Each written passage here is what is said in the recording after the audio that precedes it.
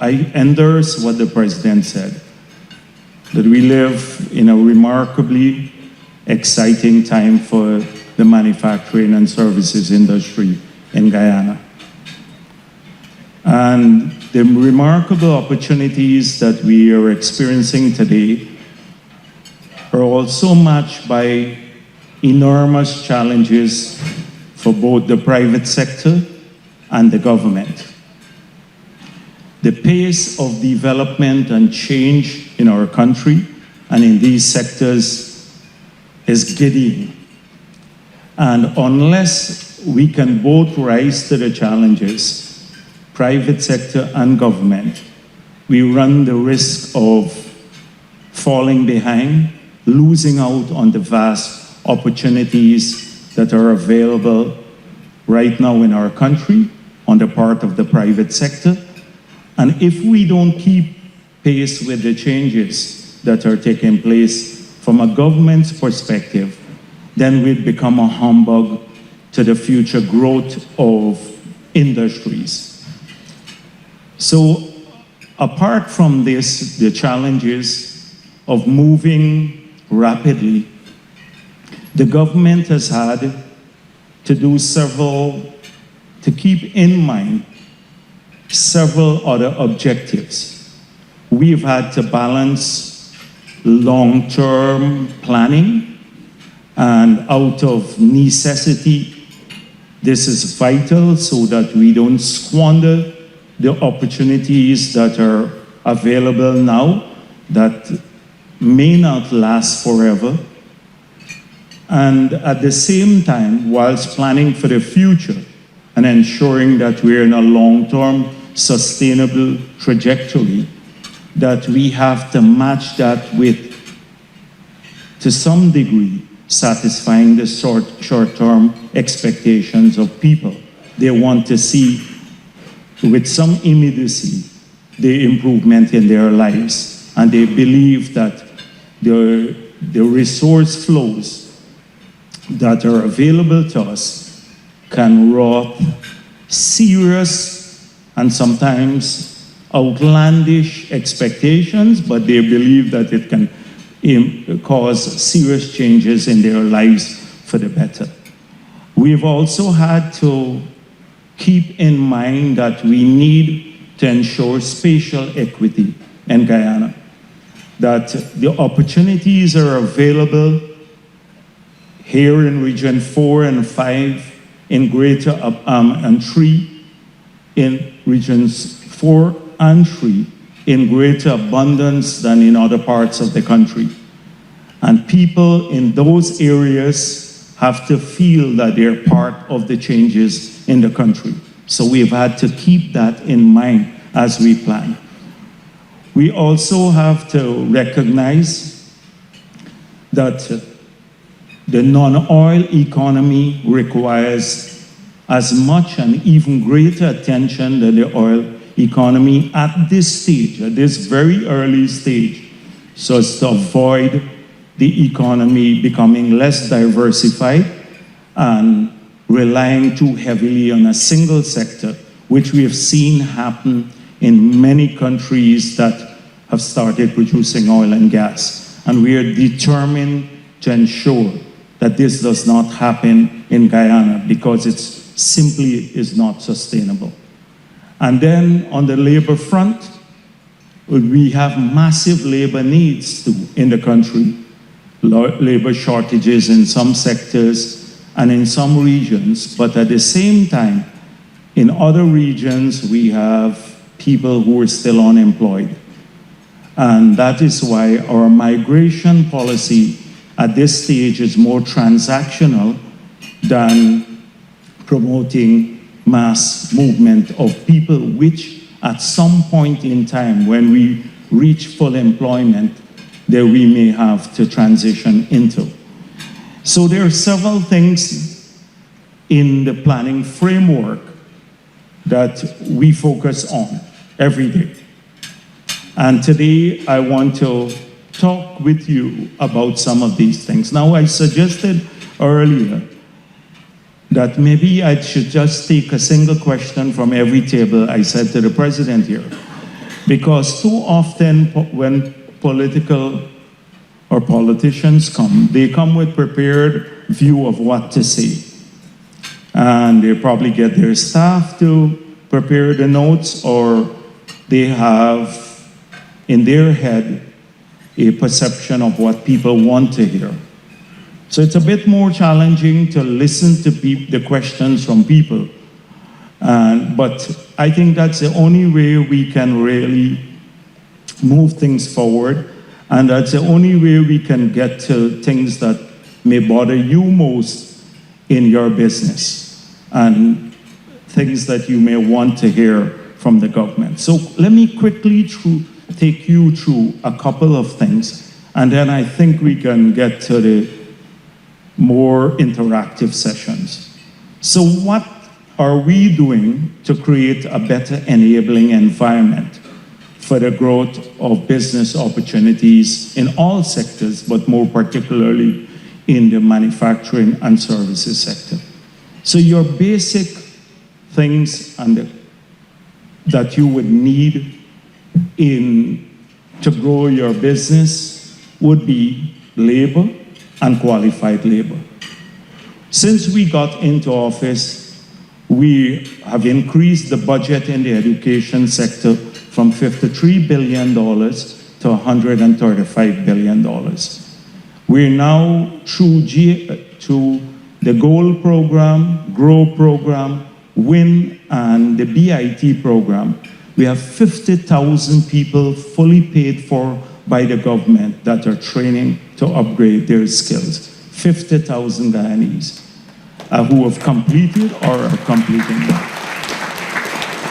University education next year becomes free.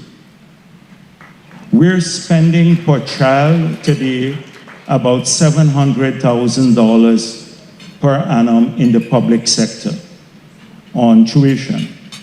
If we, in the private sector, the average that a person will pay to educate their child per year, it's about $300,000 to $350,000 in school fees. So we're spending twice as much in the public sector per child.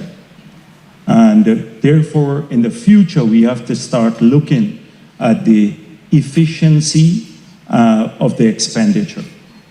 But that's in terms of education. Health, you need healthy workers too. Often in another country where your staff would have to have health insurance, in Guyana's case, most companies don't offer that. So a lot of the workers go to the public sector to get health care. So the public sector expenditure in healthcare has increased from about $49 billion to $129 billion since we got into the office. About 160% increase in that expenditure. We are now building 12 new hospitals to the cost of over $600 million US. We are redefining primary health care. We're working now with Mount Sinai to work on a management program right across the country to improve health administration in the existing hospitals, but in the new ones. We now started the process of recruiting about 6,000 new persons of not just health personnel, but others too, to run these 12 new hospitals. We are redefining primary health care, upgrading it from its traditional view, where primary health care meant just focusing a bit on lifestyle diseases, hypertension, diabetes, etc. But it's been redefined. We've removed the corporate tax from healthcare and education. So because we have done that, if you build a hospital in the country now, you don't pay any taxes on the building material, no taxes on the equipment, and no taxes on the profit. So we've seen a massive expansion in healthcare investment, and we are co-investing in many cases with private institutions for the delivery of tertiary care. I don't want to extend it, speak too long on these issues, because tonight you can talk for hours on each of these sectors. So that's on health. So you can have healthier, more educated workers. As I said before, if you have labor shortages, we are very liberal in allowing people to bring in their workers. But at the same time, we are keeping track of it, because we want the people in other regions to have an opportunity to a job. We are prepared to provide incentives to the private sector to offset the cost of moving labor from some of the other regions into the areas where we have greater amounts of investment and opportunities in the short term, at least until we can migrate other types of business opportunities to those regions. But because we have allowed people to bring in labor, we've been able to attenuate a tight labor market, but it's done in a careful fashion, balancing those objectives. As I said right at the beginning, at some point in time, we may shift into a full migration policy, which would be available to you. So that's the third component of it. The fourth thing that would affect you is financing. And so we're moving to deepen the financial sector. We have been having discussions because we believe that you need new institutions and you also need new instruments available to the existing financial institutions, more sophisticated financial instruments to cater for the growing needs of an expanding economy. And so the discussions we've been having with companies from abroad, most of the big banks now, they don't want to get into retail banking. For example, we were trying to get Citibank to get into retail banking here. And they said, we sold out our operations, retail banking in the entire Caribbean and Latin America. The last country we're doing this in is in Mexico, and we plan to sell that out too. And so this is part of the big institutions' move to de-risk. This is something that has been affecting most countries in the region, the de-risking by getting out of these small jurisdictions. But they're prepared to have representative offices. So soon we've been exploring the legislation. I met with the Bankers Association and the central bank to see if we can't, using the existing banking laws, we can't license representative offices that would allow the private sector in Guyana to have access to those services, but not retail banking services. I don't want to, as I'm starting to speak, I want to go longer, but it will take too long to tell you about all that we're doing in that sector. Similarly, we want to be able to, give you an example of instruments that we hope could be utilized. So right now, before Parliament, we have tabled a piece of legislation to allow the banks to use movable collateral to make loans. So that will, in the future, may ensure that more people could have access to financing, because they would have a new class of collateral available to securitize their loans. But this is an ongoing discussion we'd have. At some point in time, we may return to provide some sort of financing for small and medium-scale businesses at competitive rates, possibly in the next PPP term in office. We may get to that. The government, our historic experience with public sector intermediated financing has been a bad one. When we assumed office in 1992, there were 8 financial institutions that the government either had participation in or controlling interest in. And they were all tottering on the verge of bankruptcy. And we had to exit all of them without recourse to the Treasury, unlike what happened in, say, Jamaica. They had almost a $3 billion US recourse to the Treasury to deal with that. We managed to successfully do that without putting a burden on the Treasury, because the state-owned institutions did not do a good job. So that has almost spoiled we are very cautious in getting back into public sector intermediated retail financing.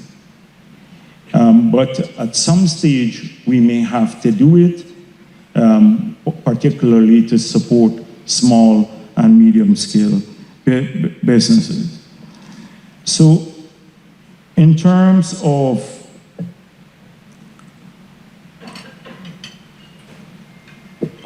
logistics, so if you look at what is happening in logistics that are critical for business, I'm just going through quickly the things that matter to business. So it's financing, it's health, it's education, it's logistics.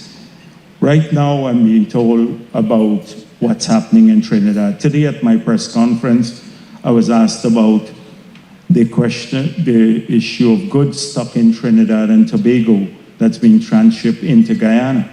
And they asked, what can we do about it? And I said, well, it's an industrial dispute in Trinidad and Tobago.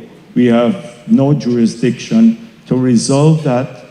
It's a dispute between the labor movement and the government there and the port authorities. The solution would be the deepwater port,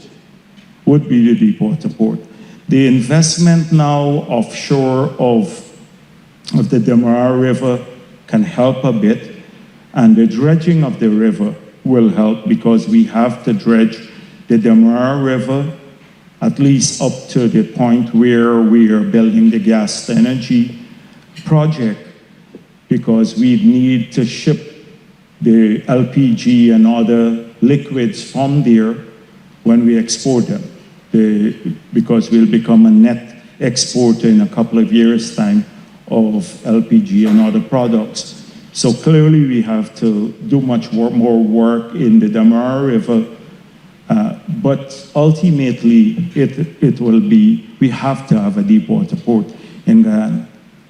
And the reason why this has not moved forward, it's because of the scale of the investment. It's large sums of money, running into upwards of $1 billion US. And as I explained today at the press conference, to amortize $1 billion, you really need to have a solid stream of benefits to do that.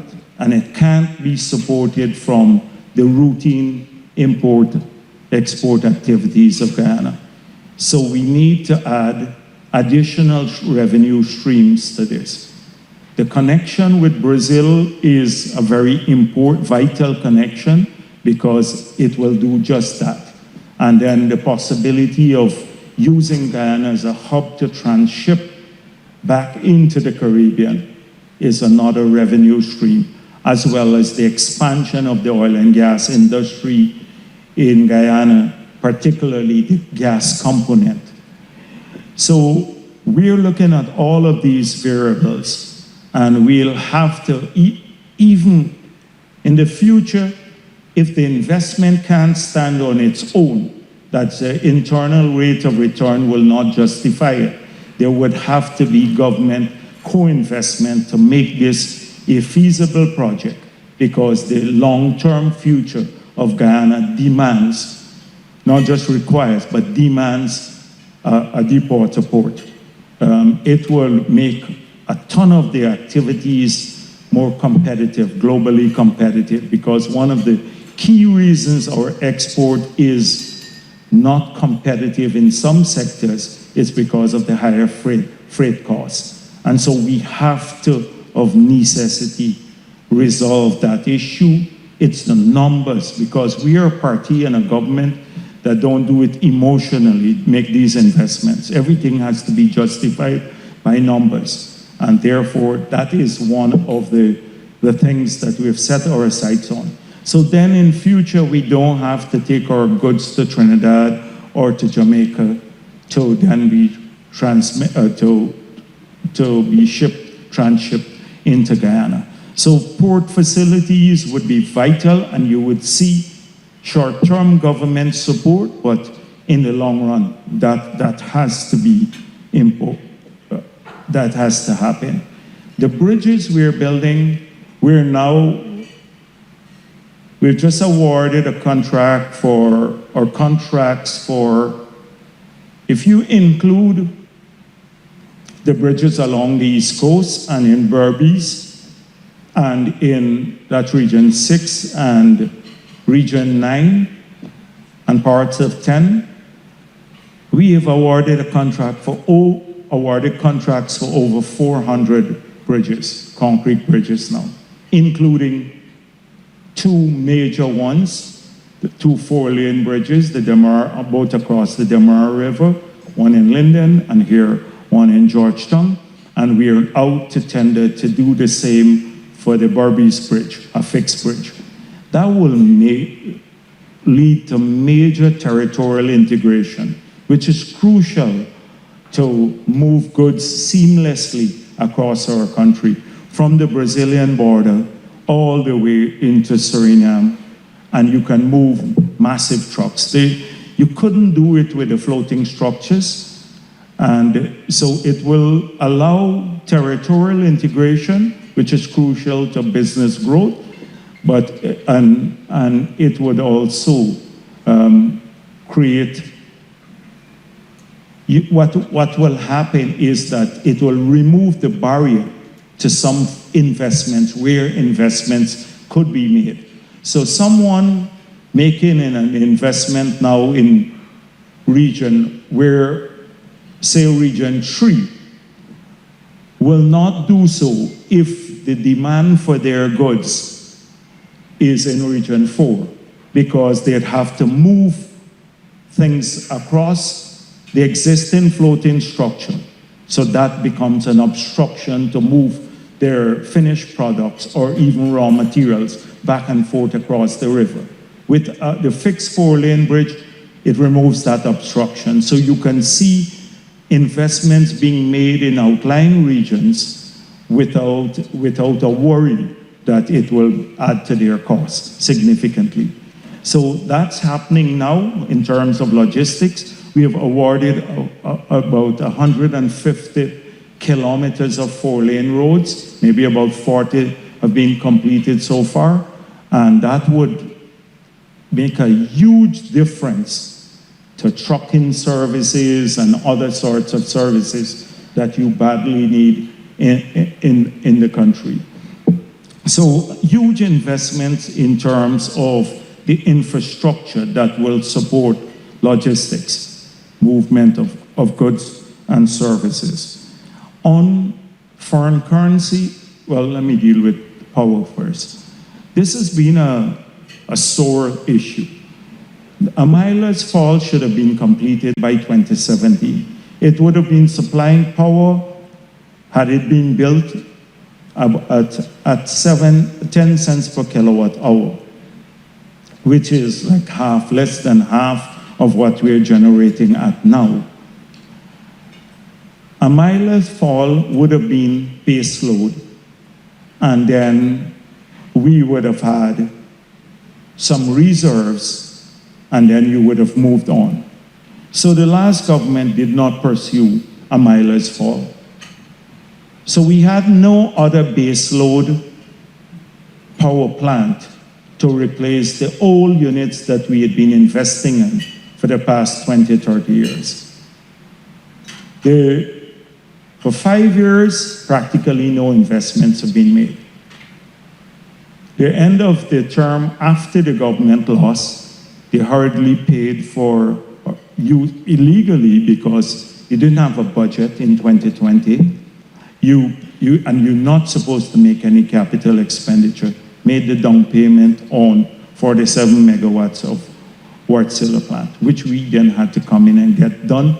And the plant was not even effective until just recently. I think we are even going to sue Wärtsilä for the loss of use for it. So no investment practically made. On the other hand, the demand for power has skyrocketed because of the expanding economy. So all the investments we have made since then, we're just lagging behind. We're struggling to keep the power on all the time because the rapid growth in demand and no planned investment over a period to meet the peak demand or to meet this demand. Apart from that, very little investment in the transmission lines. So right now we are spending about 450 million US dollars on upgrading transmission alone. With the total cost of building a modern grid that has redundancies, that can move power seamlessly from Georgetown to Berbice, and if you have one line goes down, they have another line there, will be about $2 billion US dollars, and that will be pursued in the next term. Right now, we're upgrading some, as I said, for about $450 million. In terms of generation, we're moving with the gas to energy project. A ton of people are opposed to it. We're persisting with it. It may be delayed, but at least it will come on stream, and it will allow us to do what we promised. As soon as that comes on stream, we'll cut power costs by 50%. Move from about 22 cents per kilowatt hour to about 11 cents per kilowatt hour. We've already started planning the next phase, another 260 to 300 megawatts of power, because we were thinking that the 300 megawatts should give us a breather. At the pace of growth now in the country, all of that will go the day you turn it on. Once the private sector fully switches over to the government, all of the power is gone, and we have to plan the next phase. We're going to return to Mila, and we just have about 35 megawatts of solar. We probably put in about 100 odd megawatts of solar power. So that's the plan. It is taking a bit of time, but we're working diligently on getting it fixed. These are some of the key areas that we're working on that we believe, if all combined, in terms of telecommunications, I know quality of the service is still bad, but as soon as we came into office, we liberalized the telecommunication sector, and the cost of bandwidth has plunged.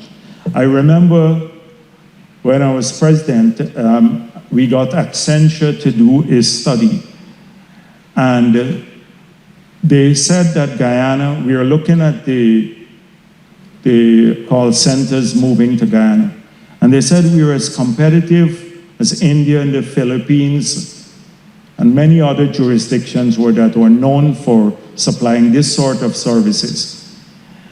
However, the cost of bandwidth in Guyana was 15 times what people were paying in those countries for bandwidth. Now, the figure has plunged to approximate the same cost that they're paying in those jurisdictions. So we are competitive.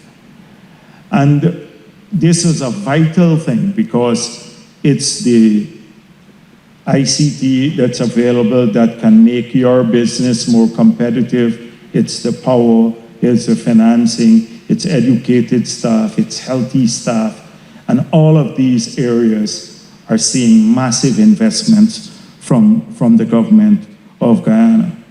It's not, so this is apart from the environment. On the other hand, in the oil and gas sector itself, we made some promises that we are going to tackle several of the things that we thought wrong about the 2016 agreement.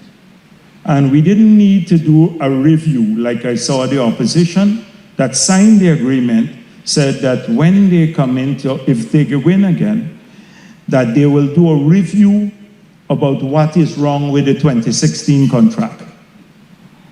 So immediately when it was signed, we said, here are some areas that we have trouble with in the contract, about the ring fencing, the royalty rate, the lack of corporate tax, and several other areas. The decommissioning funds being kept by the companies, no local content, and we committed to fixing these.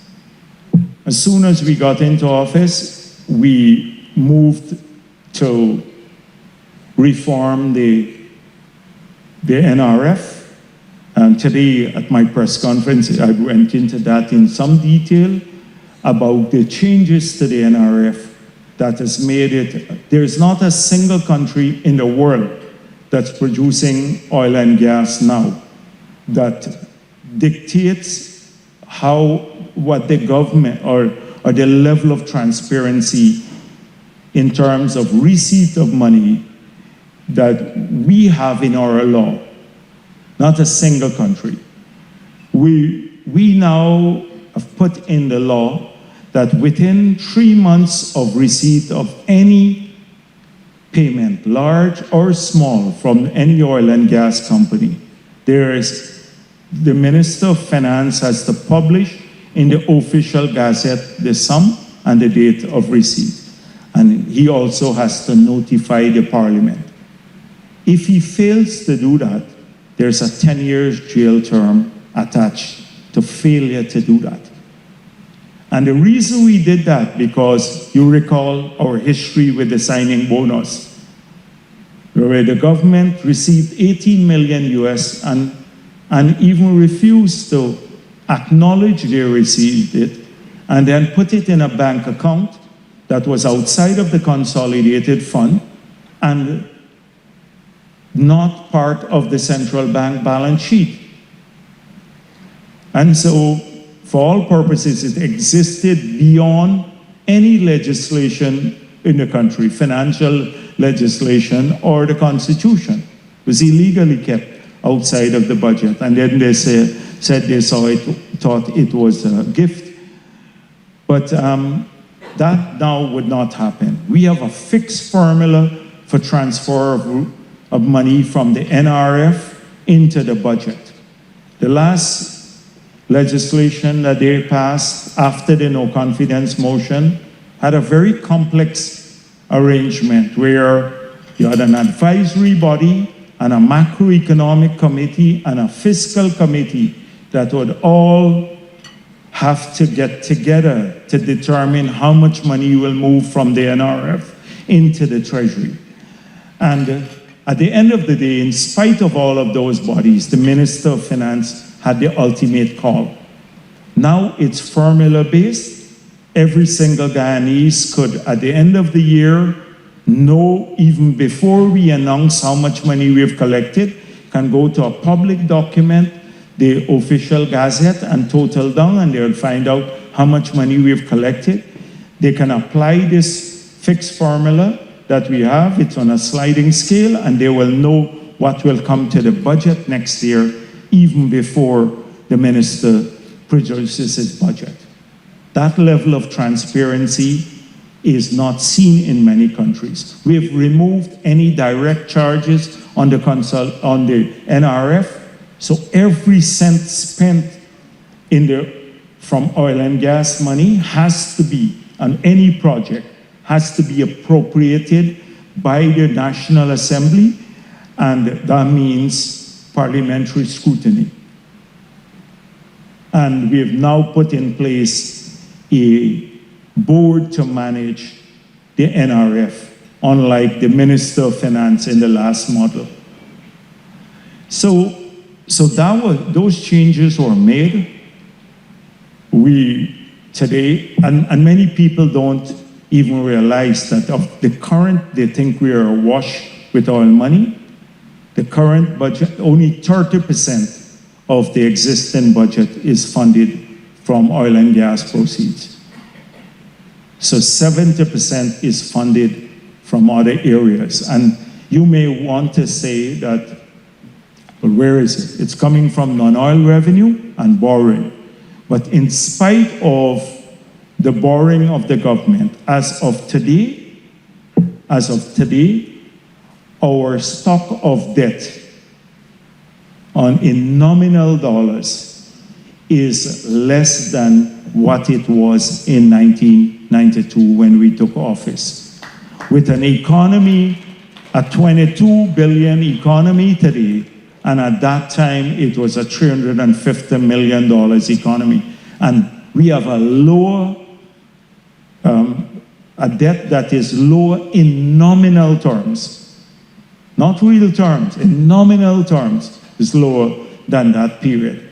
So our ability to service that debt is vastly enhanced. And so we don't have to utilize, when we started, it was 153% of revenue to service debt, scheduled debt payments, external debt.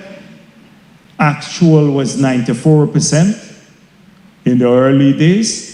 Before oil, it fell to 10% of revenue, and the debt came down from 900% of GDP to about 40%, 45% of GDP. Today, our outstanding debt is less than 20% of GDP. The developed world, like the US, it's over 100% of GDP. In Europe, it's approximate the same level. In Japan, it's 250% of GDP. Ours is 20% of GDP. That's a stock of debt, one of the lowest in the world. And we're using about 6% of revenue to service debt, coming down from that period, one of the lowest in the world too. So it's not as though we're splurging or borrowing and putting an unsustainable burden on future generation, because one of the watchwords of the BBP administration is not just long-term sustainability, not just on the environmental side, and I'm not going to talk about that tonight because of our LCDS, but also financial sustainability. And so, in spite of the borrowing to fill the 70% gap, which is filled by non-oil revenue and borrowing, the framework is a sustainable one. And so this is a crucial, I think I'm talking too long already, sometimes I get carried away, and I said I'm just going to make a few remarks there. And I just started on one component of the changes in the oil and gas sector, because we promised several changes. The next one, so the reform of the NRF, the next change, we said we're not going to renegotiate. We didn't prevaricate. In opposition, weeks before the elections, we didn't prevaricate, like some people say things for convenience. We said we're not going to renegotiate, and if you see the manifesto, we're not going to renegotiate the contract with ExxonMobil for the Stabroek block, because we're worried about a number of things. We did not want to kill the momentum and what's happening now. It's becoming difficult for other countries that are experiencing this. But we said, if ExxonMobil and the other companies are in the Kaieteur block or Kanji block or any other block, they'd have to face a new PSA, a new fiscal regime. And we did that through a draft PSA, which was one of our promises, moving royalty rate from 2% to 10%, zero corporate tax to 10% corporate tax. We removed the the cost recovery from 75% to 65%, and we auctioned blocks, which was another promise. We moved from first comes, first served to auctioning the blocks. We did that, and because the blocks are so small, there was no need for ring fencing. And in the new law, so that is what we did. We kept our promise there. You have a new fiscal regime. The third thing we promised to do was to update the 1986 legislation, the Petroleum Act. Imagine we were managing an oil and gas sector with a 1986 Act, when before we even started exploring for oil and gas in a major way. And that has been done. We've passed a new law. We've extended its jurisdiction, and part of the law has now forced the companies to provide stronger, more data to us, and would allow us to monitor safety factors in a better way, and also the decommissioning grant or the decommissioning sums that were kept for all the other FPSOs. From the last FPSO, now that decommissioning fund will be escrowed in an account that we will jointly hold. So we have resolved that issue too. And I don't want to go on too much. Let me end here. Just to come to the biggest issue that we promised, which was something when we were in opposition. I came here to Marriott, and downstairs I saw a sign, Hertz already had moved to Guyana, car rental company.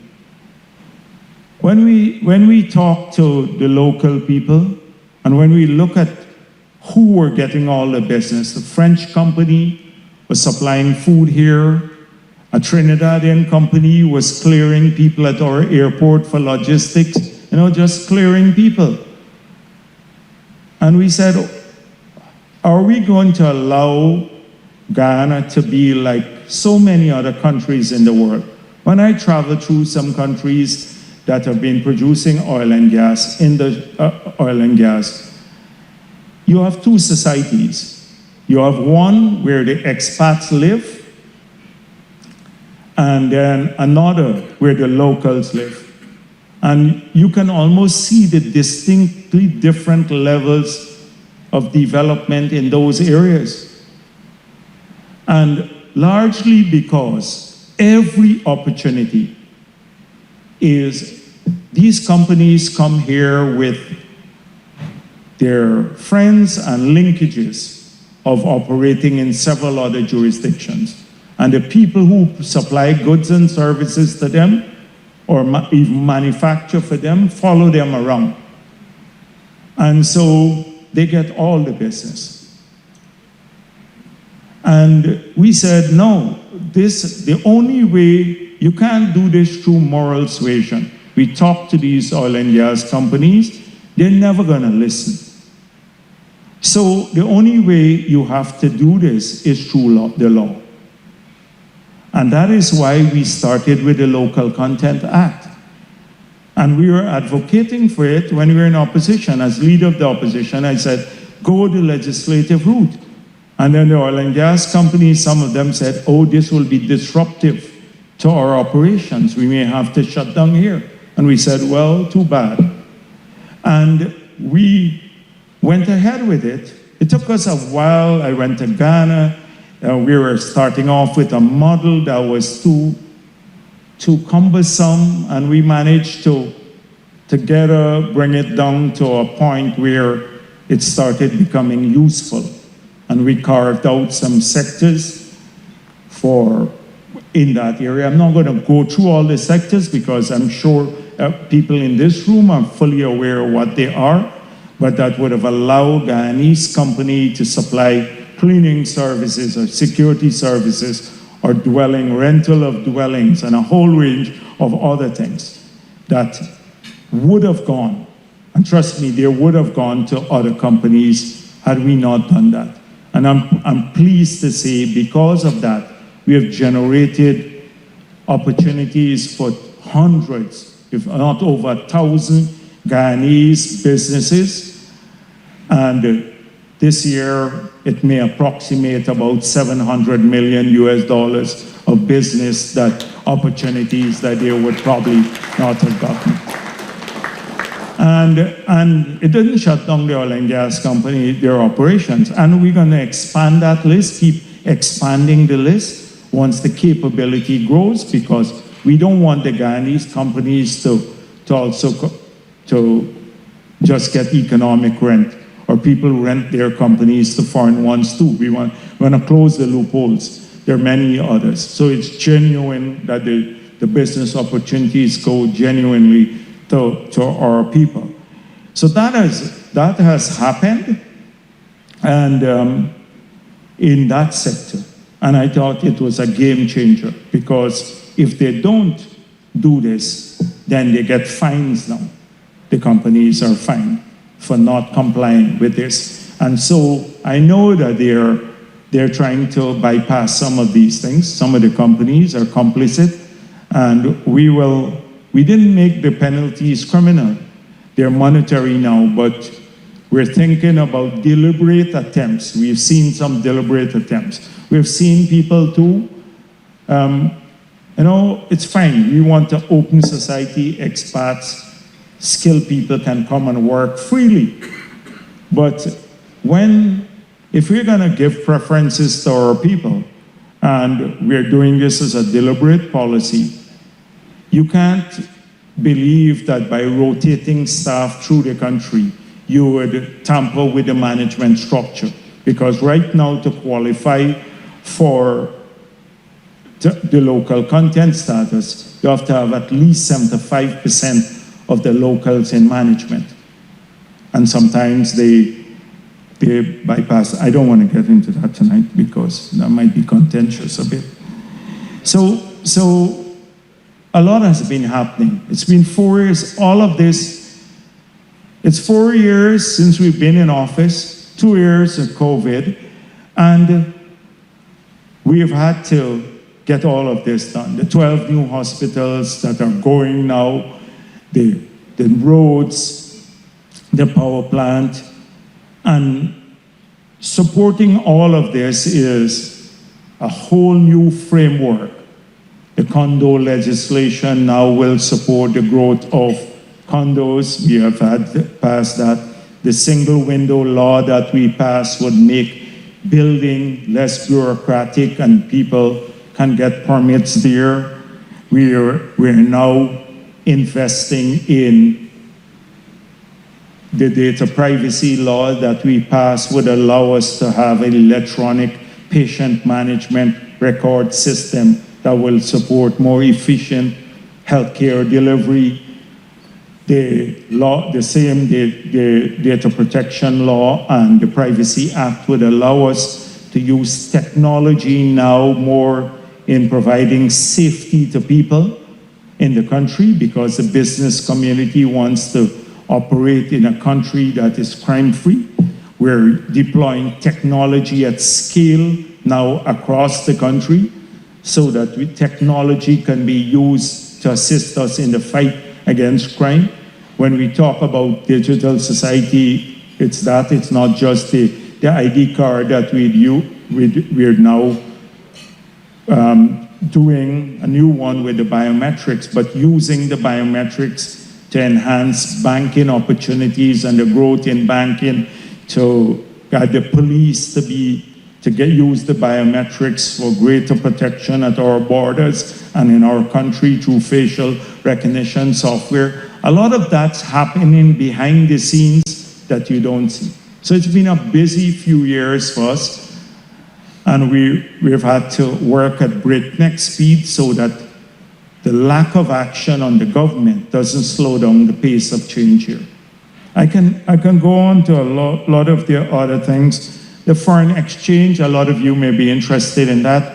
We don't intervene often, but I've met with the bankers like a couple of times. The last time I met, when the need was there to meet, when we saw a misalignment with aggregate demand and aggregate supply. Then we intervene, so maybe sold 100 million into the market, or 50 million, like the last two times you mean. But what I want the business community to know is that a lot of the banks use foreign currency to poach on each other's customers sometimes. And they have, when we look, some banks have, when we look at the availability of resources, they can cover their needs. They can cover their needs.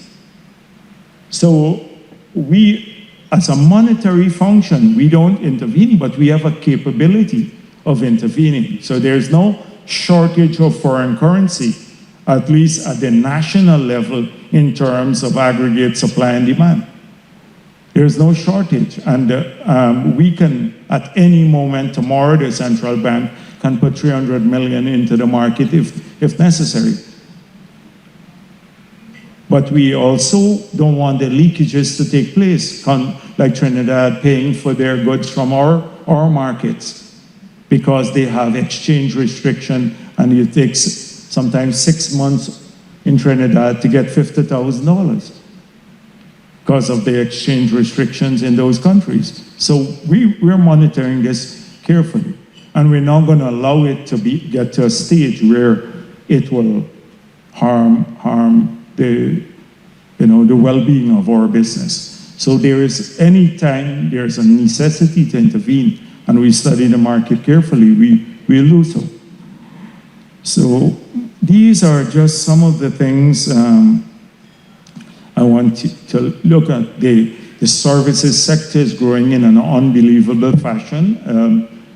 You have 9 international hotels being built, and look how it started. We got into office, we put out an expression of interest. This is the first days. We changed the incentive regime. We said, we'll try to find pieces of land for you. We will allow you to remove the withholding tax on your interest payment abroad, or when you have to, if you borrow abroad, and we'll extend a 10 years corporate tax holiday for the bank, for the investments. As a result of this, in 4 years, we have 9 international hotels. As I said, it's a gidding pace. Very few countries in the world with a population our size would have that. And I would add over 2,000 good quality rooms to the stock of rooms that we've had.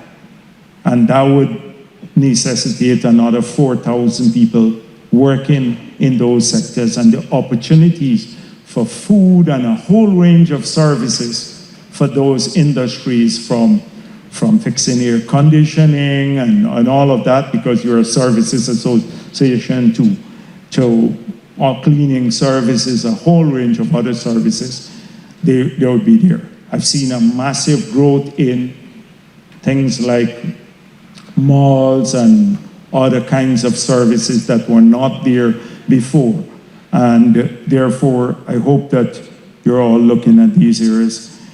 On corruption and whether it affects business here, I just want to say a couple of things here. So we regale every day, this is the old mantra of the opposition, with corruption. And to get all of this done, and it's massive amounts of things done in a short historic period, you have to take chances often on people. So we have a defined contractor score. It's limited in its capability, at least at the beginning, say 2020. We have all of these roads to build, all of the bridges to build, the new schools to build, new hospital, 25 new schools, 12 hospitals, and we're now going to build 60 new cokers and upgrade them to get water out as part of our adaptation plan, 19 pumping stations to install 39 pumps, 3 Hope-like canals, which would be basically to take waters from the backland directly into the Atlantic, bypassing the cultivation areas along the coast and the villages so that we don't have flooding. And we've had only 2 of the contractors that have ever built pump stations before. And if we have to build 19 pump stations, and it will take them each maybe 2 years per project, maybe in 4 years we'd be able to build 6. We can't wait for that. We need all 19 done now. You have to take a chance on people. And sometimes this is seen as corruption. You would have people with limited capability.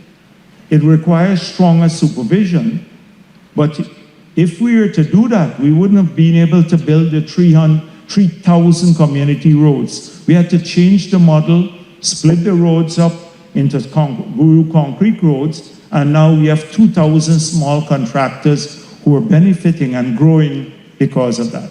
If we had to wait on building capacity to get that done, we'd never be able to build those 3,000 roads in the villages across the country that you see now, leaving out the highways. And so you just need to understand the magnitude of the change.